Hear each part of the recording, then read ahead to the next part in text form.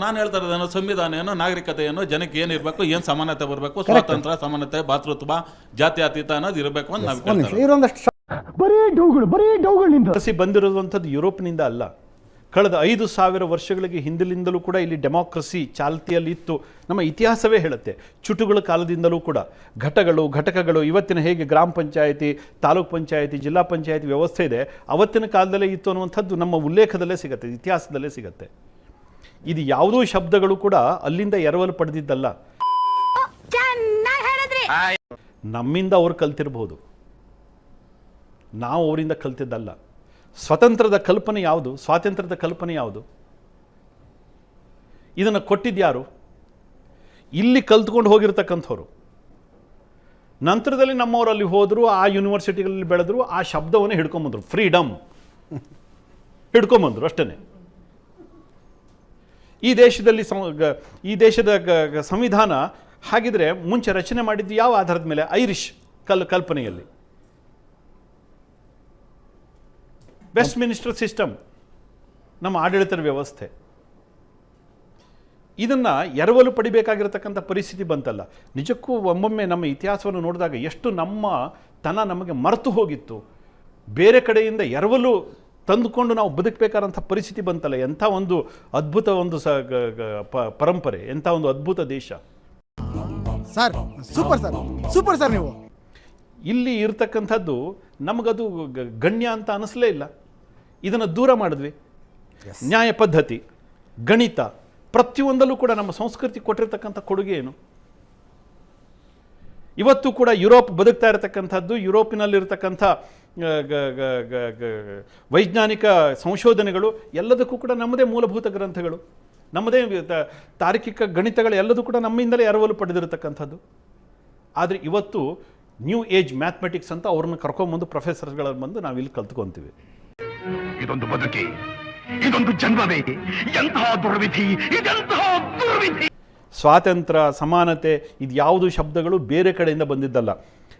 ಪ್ರತಿಯೊಂದು ಕಡೆ ಹಿಂದೂ ವಿಲೇಜ್, ಬಹುತೇಕ ನಾನು ಇವತ್ತೇನಾದರೂ ಆ ಹಿಂದೂ ವಿಲೇಜ್ ಕನ್ಸೆಪ್ಟನ್ನು ಇಲ್ಲಿ ನಾನು ಹೇಳಿದ್ರೆ ಹೊರಗಡೆ ಹೋಗೋದ್ರೊಳಗಡೆ ಕೋಮುವಾದಿ ಅನಂತ ಸುವರ್ಣ ನ್ಯೂಸ್ನಲ್ಲಿ ಬಂದ್ಬಿಡುತ್ತೆ. ಇವತ್ತು ಹಿಂದೂ ವಿಲೇಜ್ ಇದೊಂದು ಹೊಸ ಟ್ರೆಂಡ್. 100% ನಮ್ಮ 100 ವರ್ಷದಿಂದ ನಮ್ಮ ಜೀವನದ ಪದ್ಧತಿ ಏನಿತ್ತು ಅದನ್ನೇ ಮೈಗೂಡಿಸ್ಕೊಂಡು ಬದುಕನ್ನು ಹೇಗೆ ಸಸ್ಟೈನೇಬಲ್ ಲೈಫ್ ಸ್ಟೈಲ್ ಹೇಗೆ ಇವತ್ತು ನಾವು ಬದುಕ್ತಾ ಇರತಕ್ಕಂಥ ಸ್ಟೈಲ್ ಏನಿದೆ ಇದು ಸಸ್ಟೈನೇಬಲ್ ಸ್ಟೈಲ್ ಅಲ್ಲ. ಪರಿಸರಕ್ಕೆ ಹೊಂದಿಕೊಂಡು ಪರಿಸರಕ್ಕೆ ಪೂರಕವಾಗಿ ನಾವು ಇವತ್ತು ಬದುಕ್ತಾ ಇಲ್ಲ. ಜಗತ್ತಿನಲ್ಲಿ ಇವತ್ತು ಹೊರಗಡೆ ಹೋದರೆ ನಿಮಗೆ ಗೊತ್ತಾಗುತ್ತೆ, ನೆಟ್ಟಲ್ಲಿ ತೆಗೆದು ನೋಡಿದ್ರೆ ಗೊತ್ತಾಗುತ್ತೆ. It's A new trend. Hindu village ಅಂತಕ್ಕಂಥದ್ದು ನ್ಯೂ ಟ್ರೆಂಡ್ ಇವತ್ತು. ಸೊ ಭಾರತದ ಪ್ರಭಾವ ಪ್ರಪಂಚದ ತುಂಬ ಇರುವಂತೆ ಆದಾಗಲೇ ಅದು ವಿಶ್ವಗುರು ಭಾರತ ಅಂತ. ಜಗತ್ತಿನಲ್ಲಿ ನೋಡ್ರಿ, ಜಗತ್ತಿನಲ್ಲಿ ಇವತ್ತು ಎಲ್ಲ ಅಮೇರಿಕಾದಿಂದ ಪ್ರಾರಂಭಗೊಂಡು ರಷ್ಯಾ ಇರಲಿ, ಸೌದಿ ಇರಲಿ, ಯಾರು ನಿರೀಕ್ಷೆ ಮಾಡದೇ ಇರತಕ್ಕಂಥ ಬದಲಾವಣೆಗಳು. ಸೌದಿಯಲ್ಲಿ ಹಿಂದೂ ಮಂದಿರ ಮಾಡ್ತಾರೆ, ಅಥವಾ ಅಬುದಾಬಿಯಲ್ಲಿ ಅಥವಾ ಇದರಲ್ಲಿ UAEಯಲ್ಲಿ ಕಲ್ಪನೆ ಕೂಡ ಮಾಡ್ಕೊಳ್ಳಿಕ್ಕಾಗಿತ್ತಾ? ಇದು ಡಬಲ್ ಸ್ಟ್ಯಾಂಡರ್ಡ್ ಅಲ್ವಾ? ನೀವು ಅಯೋಧ್ಯೆಯಲ್ಲಿ ರಾಮ ಮಂದಿರ ಕಟ್ಟಿದ್ದನ್ನು, ನಾವು ಬಾಬ್ರಿ ಮಸೀದಿ ಬೀಳ್ತೀವಿ, ರಾಮ ಮಂದಿರ ಕಟ್ಟಿದ್ದನ್ನು ಸೆಲೆಬ್ರೇಟ್ ಮಾಡ್ತೀರಿ, ಅಲ್ಲಿ ಮುಸ್ಲಿಂ ಲ್ಯಾಂಡ್ನಲ್ಲಿ ಹಿಂದೂ ಮಂದಿರ ಆಯಿತು ನೋಡಿ ಅಂತೀರಿ. ಹೌದು, ನಾವು ನೆಗೆಟಿವ್ ಆಗಿ ಇದನ್ನು ಹೇಳ್ತಾನೆ ಇಲ್ಲ ನಾನು. ಜಗತ್ತಿಗೆ ಈ ಲೈಫ್ ಸ್ಟೈಲ್ ಬೇಕಾಗಿದೆ, ಈ ಕಲ್ಚರ್ ಬೇಕಾಗಿದೆ, ಅವರು ಒಪ್ಕೊತಾ ಇದ್ದಾರೆ. ಜಗತ್ತಿಗೆ ಇವತ್ತು ವ್ಯಾಕ್ಸಿನ್ ಡಿಪ್ಲೊಮೆಸಿ, ಜಗತ್ತಿನ 100ಕ್ಕೂ ಹೆಚ್ಚು ದೇಶಗಳಿಗೆ ವ್ಯಾಕ್ಸಿನನ್ನು ನಾವು ಕೊಟ್ವಿ.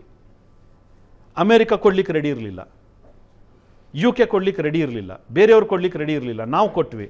ಅಂದರೆ ಎಲ್ಲಿ ದುರ್ಬಲರಿದ್ದಾರೆ, ಎಲ್ಲಿ ಅವಶ್ಯಕತೆ ಇದೆ, ಅಲ್ಲಿ ಭಾರತ ಮೊದಲು ಹೋಗುತ್ತೆ. ನಮ್ಮ ದೇಶ ರೀ, ನಾವು ಕಟ್ಟಿರೋ ದೇಶ ಇದು, ಅಲ್ಲಿ ಮೊದಲು ಹೋಗುತ್ತೆ. ಅವರಿಗೆ ಬೇಕಾಗಿರತಕ್ಕಂಥ ಅಗತ್ಯತೆಗಳನ್ನು ನಾವು ಪೂರೈಸಿಕೊಳ್ಳಿಕ್ಕೆ ನಾವು ರೆಡಿ ಇದ್ದೀವಿ. ಶ್ರೀಲಂಕಾ, ಪಕ್ಕದ ಶ್ರೀಲಂಕಾ, ಇವತ್ತು ಎಲ್ಲಾದರೂ ಅಪ್ಪಿತಪ್ಪಿ ಹೋಗಿ ಶ್ರೀಲಂಕಾದ ಯಾವುದಾದ್ರೂ ಒಂದು ಹೋಟೆಲಿಗೆ ಹೋಗಿ ಕೇಳಿ ಶ್ರೀಲಂಕಾ ಹೇಗೆ ಇವತ್ತು ಉಳ್ಕೊಂಡಿದೆ ಅಂತ ಕೇಳಿದ್ರೆ ಕೈ ಮುಗಿತಾರೆ ನೀವು ಭಾರತದವರು ಅಂತಂದರೆ.